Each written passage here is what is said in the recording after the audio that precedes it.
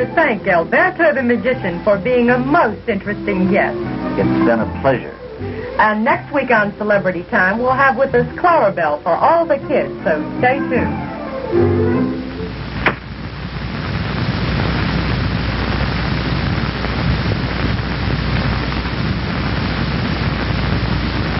Tony has just recorded an interview on television as part of an English assignment.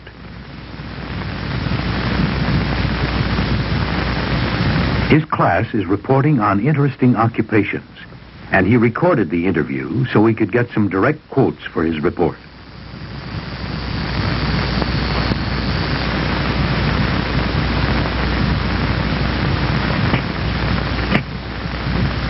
Good afternoon, and welcome once again to Celebrity Time.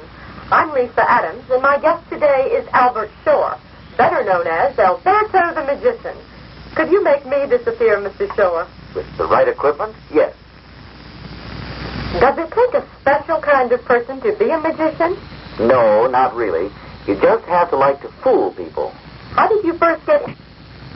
Tony's aim now is to get his full thoughts down as clearly as possible.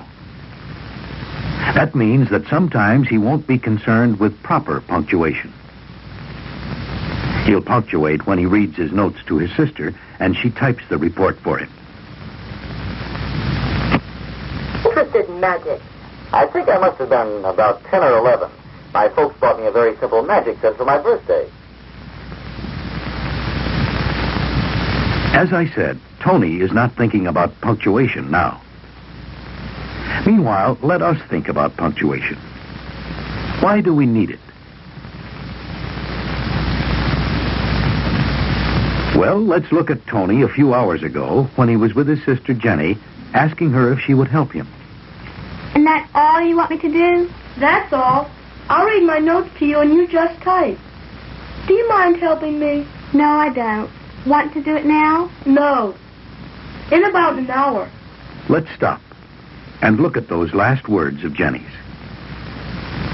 Here they are without certain punctuation marks. Reading them, you might think Jenny is refusing to help Tony. No, I don't want to do it now. But we know she actually told him something quite different. Do you mind helping me? No, I don't. Want to do it now? Jenny's speech patterns, the pauses and pitch changes in her voice, showed how she meant her words to go together. They communicated certain meanings. And that is the main job of punctuation, to give a reader clues to the meanings the writer has in mind. Of course, capitals, periods, and question marks aren't the only forms of punctuation that help us mark our meaning. As you know, and as Tony will soon be reminded, now that we're back in the present again. Tony finished his work while we were gone. All right, I'm ready. The title is Alberto the Magician. To begin the sentence or thought, a capital. A magician likes to fool people. And a period to show where it ends. Another sentence or thought. This is what I learned when I saw Lisa Adams. Another use of capitals to indicate proper names. Interview a professional magician. Period.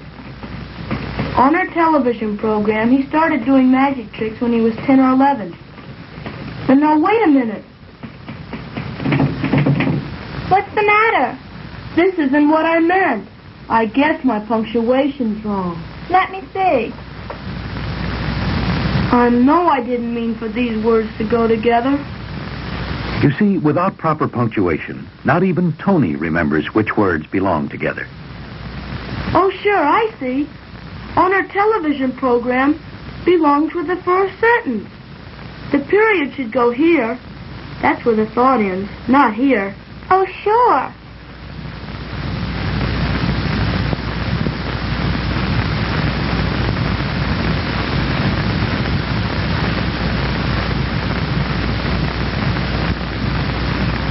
And here's where the next sentence begins. He started doing magic tricks when he was 10 or 11. Period. Wait, I'm still in trouble. Perform for friends and relatives. Well, what does that mean? Oh, I remember what I meant. He started doing magic tricks when he was 10 or 11. Comma, not period. Performed for friends and relatives, comma, then did it professionally. Period. No, then did it professionally when he was in high school. Period. While a period ends a sentence, a comma helps to separate groups of words that go together within the sentence. Now I can read it to you. Go ahead. All right. He started doing magic tricks when he was 10 or 11. Now you see the basic importance of punctuation as a means of clarifying written language. Punctuation helps you mark your meaning. We'll see more examples of this. When he was in high school. He has been a magician ever since.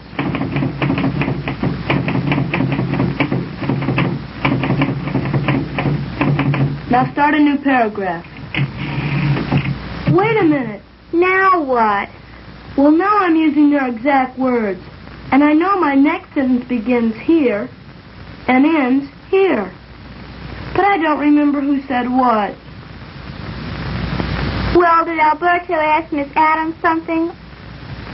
Or did Miss Adams do the talking? I guess I'll have to listen to the tape recording again. All right. All right. Here are the words in question. Miss, by the way, is capitalized because it's a title. Now, the point is, who asks the question? Alberto, how would you describe the work of a magician? Now Tony needs the punctuation marks that show he's quoting Miss Adams' exact words. Quotation marks. That's what I need. All right. Now, what did Miss Adams say? Alberto, Quotation mark, quotation mark. how would you describe the work of a magician? Quotation mark, quotation mark. Now Tony has marked the exact words Miss Adams spoke, but he needs punctuation within the quotation to make the meanings clear. Alberto, Pause. asked Miss Adams, Pause. how would you describe the work of a magician?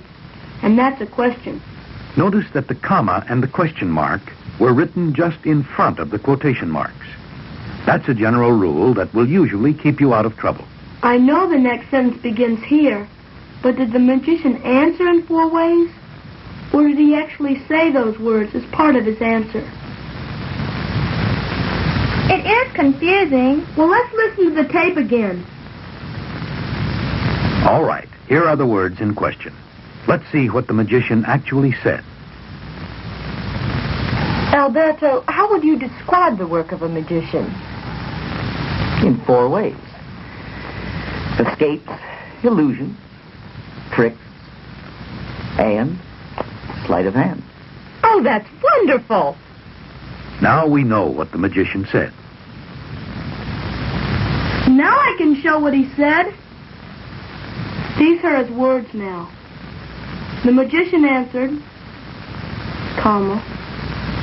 Notice a quotation begins with a capital letter, just as a new sentence does. In 4 ways, colon. Why a colon? Because a colon tells you to notice what comes next. In this case, a list follows. Escape, Pause. illusions, Pause. tricks. Pause. But a comma isn't necessary between the last 2 items in the list unless there would be some confusion without it. And sleight of hand. Period. And the period comes before the final quotation mark. No problems now. New sentence. Then he made a handkerchief disappear and Miss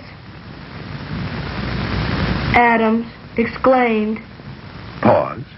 quote, oh, Pause. that's, An apostrophe to show a contraction.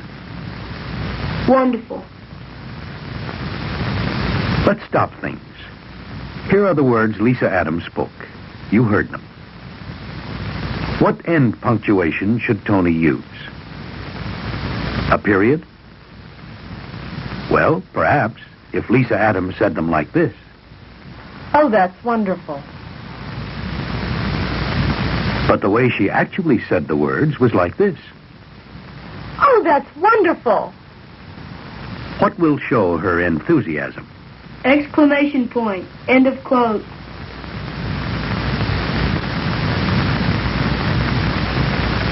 All right, now I can dictate again.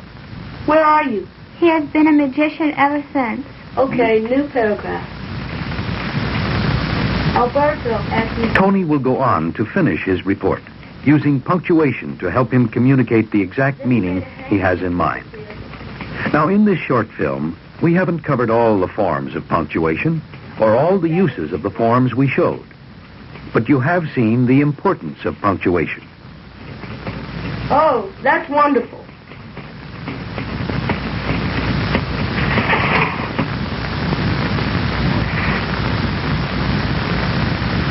Here's the first part of Tony's report, properly punctuated. When you write, make sure your readers will know what you have in mind.